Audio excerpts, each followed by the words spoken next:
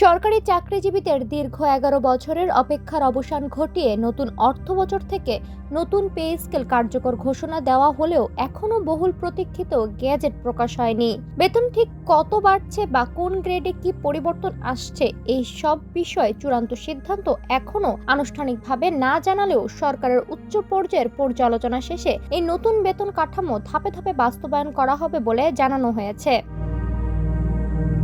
সর্বশেষ ২০১৫ সালে জাতীয় বেতন স্কেল ঘোষণার পর দীর্ঘদিন নতুন পে স্কেল না হওয়ায় মূল্যস্ফীতির বাজারে ব্যাপক কষ্টে ছিলেন সাধারণ কর্মচারীরা।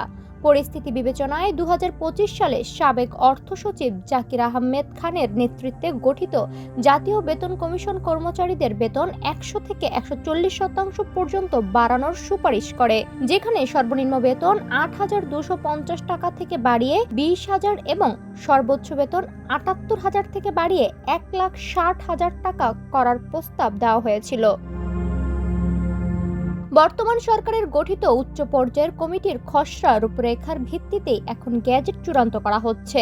জাতীয় সংসদে বাজেট বক্তব্যে অর্থমন্ত্রী আমির খসরু মাহমুদ চৌধুরী ১ জুলাই ২০২৬ থেকে এটি ধাপে ধাপে বাস্তবায়নের ঘোষণা দেন।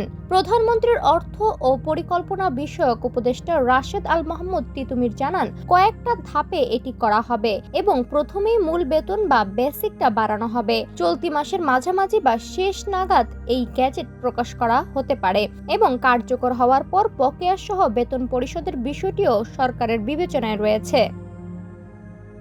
দীর্ঘ খরা কাটিয়ে নতুন পে স্কেলের এই ধাপে ধাপে বাস্তবায়ন সরকারি কর্মকর্তা কর্মচারীদের জীবনে কতটুকু স্বস্তি ফিরিয়ে আনে, এখন সেটাই দেখার বিষয়। ডেস্ক রিপোর্ট, সোনালী নিউজ।